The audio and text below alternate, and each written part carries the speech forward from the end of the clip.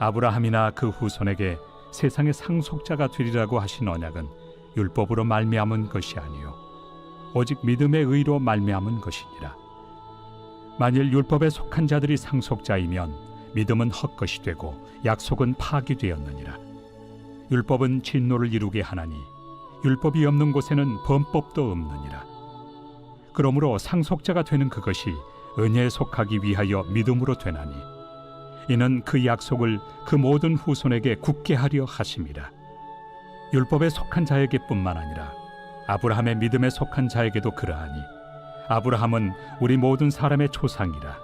기록된 바 내가 너를 많은 민족의 조상으로 세웠다 하심과 같으니 그가 믿은 바 하나님은 죽은 자를 살리시며 없는 것을 있는 것으로 부르시는 이시니라. 아브라함이 바랄 수 없는 중에 바라고 믿었으니 이는 내 후손이 이 같으리라 하신 말씀대로 많은 민족의 조상이 되게 하려 하심이라. 그가 100세나 되어 자기 몸이 죽은 것 같고 사라의 태가 죽은 것 같음을 알고도 믿음이 약하여지지 아니하고 믿음이 없어 하나님의 약속을 의심하지 않고 믿음으로 견고하여져서 하나님께 영광을 돌리며 약속하신 그것을 또한 능히 이루실 줄을 확신하였으니 그러므로 그것이 그에게 의로 여겨졌느니라. 그에게 의로 여겨졌다 기록된 것은 아브라함만 위한 것이 아니요 의로 여기심을 받을 우리도 위함이니 곧 예수 우리 주를 죽은 자 가운데서 살리신 이를 믿는 자니라. 예수는 우리가 범죄한 것 때문에 내줌이 되고 또한 우리를 의롭다 하시기 위하여 살아나셨느니라. 오늘도 하나님의 말씀과 은혜가 우리를 세심하게 이끌기를 기도합니다. 어제 묵상한 로마서 4장 1절부터 12절은 누가 아브라함의 자손인가? 라는 질문에 대한 답을 줍니다. 아브라함은 유대인뿐만 아니라 이방인 그리스도인 모두에게 중요한 인물입니다. 아브라함은 하나님 앞에서 우리가 취해야 할 신앙의 태도와 자세에 대해서 구체적인 신뢰를 보여주기 때문입니다.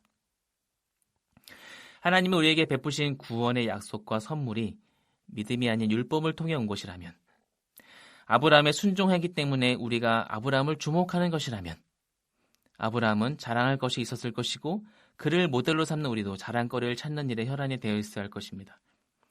하지만 우리는 그럴 만한 능력도 자질도 없다고 성경은 말합니다. 로마서에서는 의인은 없으니 하나도 없다고 했고 무엇 때문에 구원을 받은 것이 아니라 무엇에도 불구하고 우리가 구원을 받았다는 사실을 거듭 강조합니다. 정당한 행위와 모습에 대한 보상이 아닌 부족하고 자질 없는 모습에도 사랑으로 우리를 대하신 하나님의 은혜에 감격하며 사는 것입니다. 오늘 본문 14절에서 율법을 지키는 사람이 상속자가 된다면 우리 믿음은 쓸모없는 것이 되고 하나님은 우리의 자랑과 공적인 계산에 대한 대가를 지불하는 분이 되고 맙니다. 믿음은 공허해지고 약속은 힘을 잃고 맙니다. 하나님은 우리에게 값없이 선물로 구원을 주셨는데 우리가 자꾸 노력에 대한 대가로 구원을 확보하려고 한다면 선물을 주신 하나님은 아무것도 아닌 분이 되고 그 선물을 받으려는 나와 그 선물 자체에만 관심을 두게 됩니다. 구원의 주체이신 하나님은 사라지고 구원이라는 선물과 그 선물을 받을 만한 나만 남게 되는 것이죠. 또 하나의 문제는 우리가 아무리 노력해도 율법을 완벽하게 지킬 수 없는 근본적인 한계가 있다는 것입니다. 율법은 그런 우리의 연약함을, 우리의 그런 한계를 계속 공격할 것입니다. 이렇게 살면 안 되겠구나. 이렇게 살면 하나님이 싫어하시겠구나와 같이 율법은 우리가 올바르게 살아갈 수 없음을 깨닫게 합니다.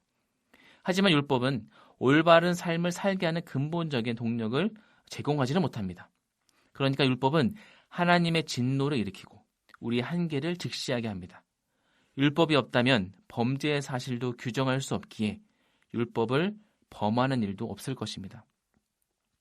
오늘 말씀은 율법의 역할과 우리의 한계를 정확히 직시하게 합니다. 그래서 죄인인 우리가 서야 할 유일한 길은 하나님 앞에서 은혜를 받는 길뿐이며 아브라함도 율법을 잘 따른 롤 모델이 아니라 그는 믿음으로 사는 모든 사람의 자손이 된다는 결론에 이르게 합니다.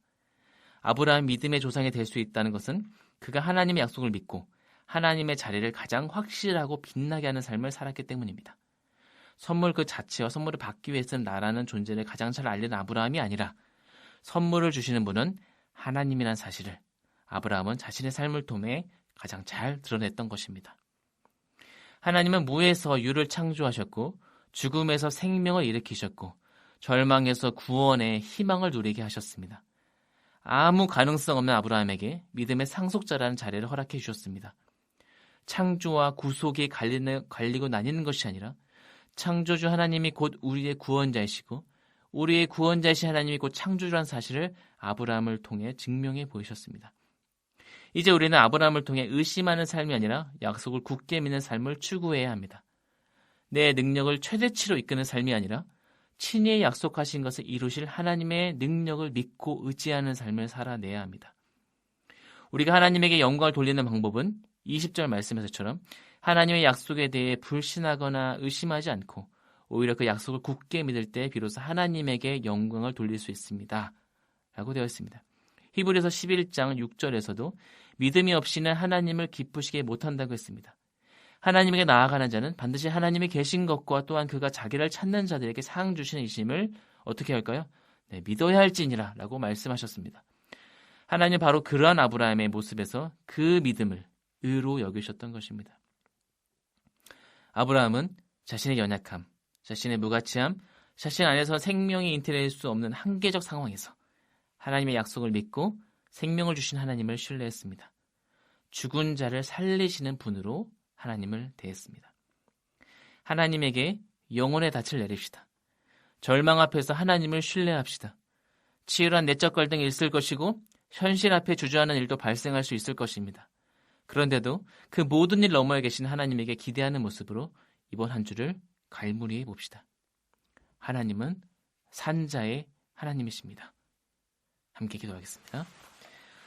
늘 우리에게 좋은 것을 베풀어 주신 하나님 아버지, 제 모든 일상에서 하나님을 인정하게 하시고 하나님과 함께하는 삶을 살게 해주십시오.